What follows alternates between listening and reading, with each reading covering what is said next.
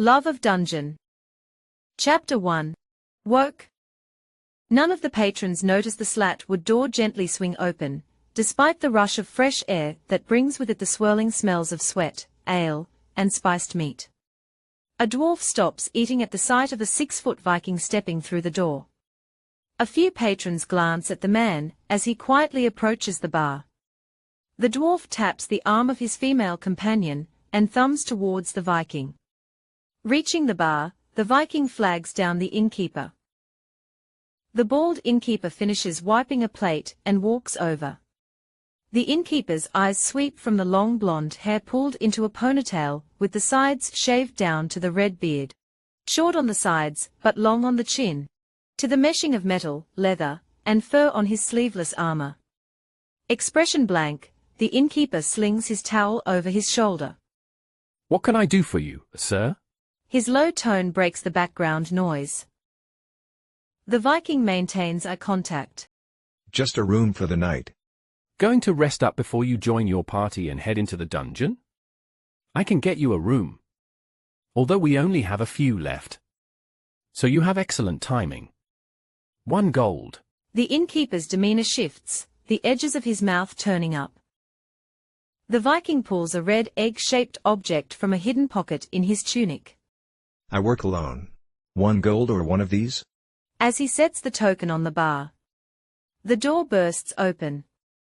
3 loud men and a boisterous woman enter the establishment. Their shiny plate armor making almost as much noise as they do. They cross the room, discussing their latest dungeon adventure in a voice loud enough that all 3 floors of the inn can hear.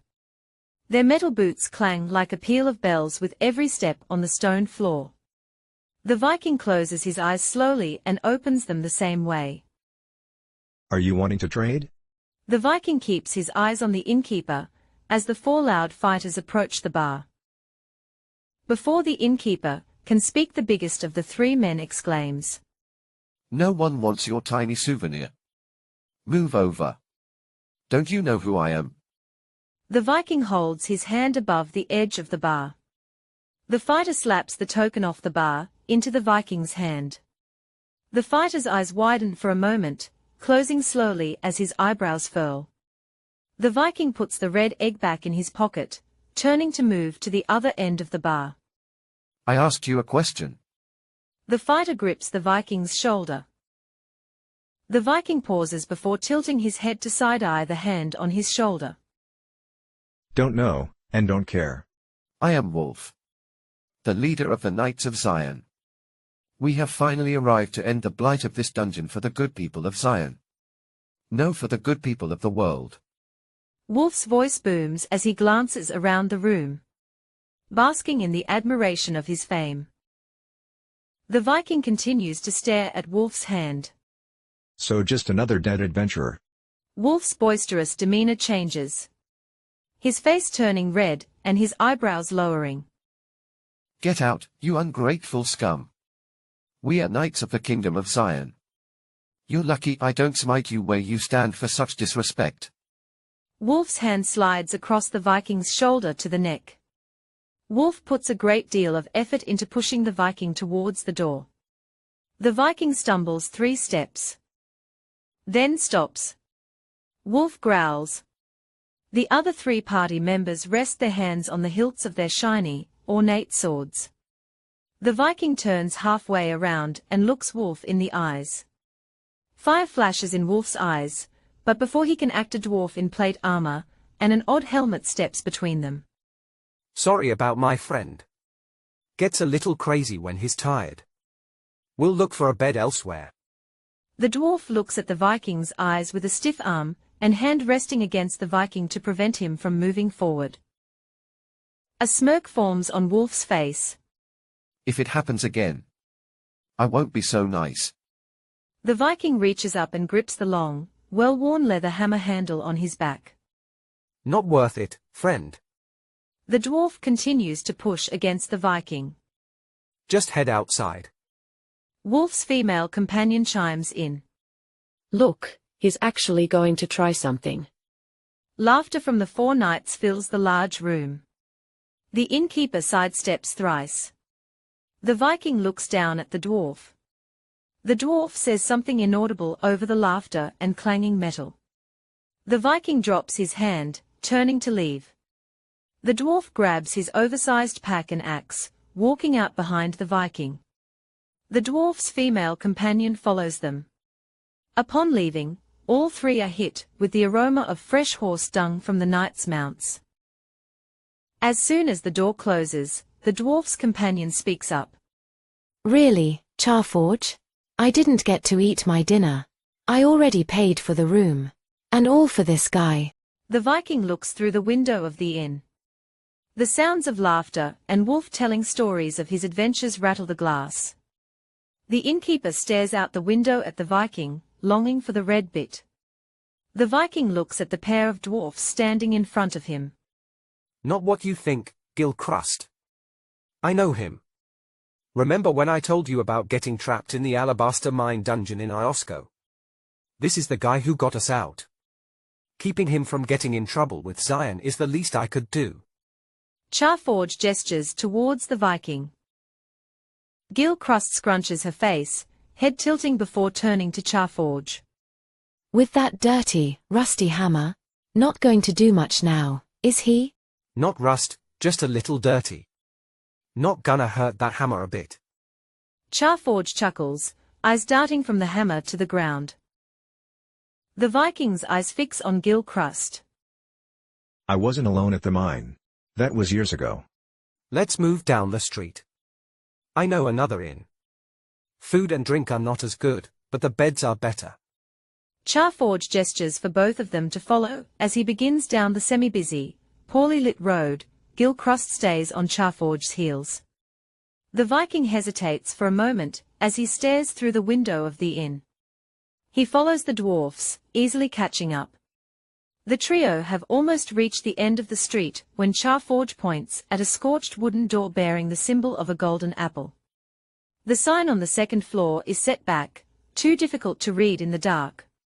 The trio enters the inn, the few patrons willing to endure this establishment noticing their arrival. The smell of stale air and apples fills the trio's nostrils. As they reach the bar, Charforge calls out. Innkeeper, we have a deal for you. I am not in the mood for you to negotiate with me, dwarf. The grey-haired innkeeper sets a clean metal bowl on the bar before placing his fists on his hips. Charforge smiles behind his large beard and mustache. I want to trade for 2 rooms and 3 meals with drinks. Okay. Trade me 5 gold and you have a deal. The innkeeper tilts his chin down, squinting at Charforge. Charforge taps the Viking and gestures for him to put the barter onto the bar. Or all of that for this.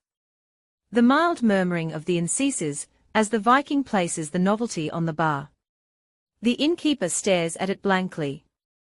One of the patrons squeaks his chair across the floor and gets up. The maid sets her dirty dishes on the other end of the bar and sprints over to the bar, grabbing the red egg. It's a done deal, dwarf. This snaps the innkeeper out of his disbelief. The decision is mine, woman. Are the seeds any good? The maid puts the egg into the outstretched hand of the innkeeper. The patron slumps back into his chair. The maid looks at the innkeeper with wide eyes, hoping for the commodity back. It's real. No magic used. The seeds are good.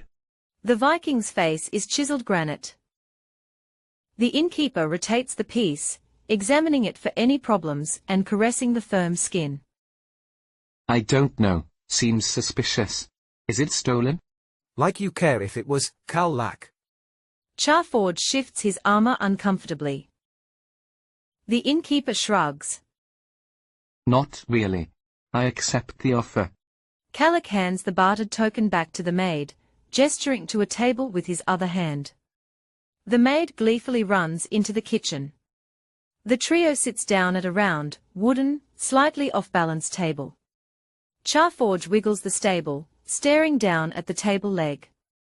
He pulls a small piece of leather from his oversized pack and slides it across the blade of the axe attached to his pack. The leather slices off with little effort. Slipping it under the leg, the table sits in perfect balance. Another maid approaches the table. Welcome to the Apple Inn. What can I get for you? What do you have to drink? Gillcrust looks up at the tall elven maid. The maid avoids eye contact. We don't serve alcohol, dwarf. We have apple juice, hot apple cider, water or milk. Not all dwarfs want ale you. Charforge cuts in as Gillcrust's face turn red and eyes narrow. Hot apple cider and a water. Gillcrust lets out a sigh. Give me the same, maid. Hot apple cider and a milk, please. The elven maid makes her way to the kitchen. The group sits in an awkward, yet calm, silence. Listening to the sounds of the kitchen while watching the front door keeps the Viking content. The elven maid emerges from the kitchen.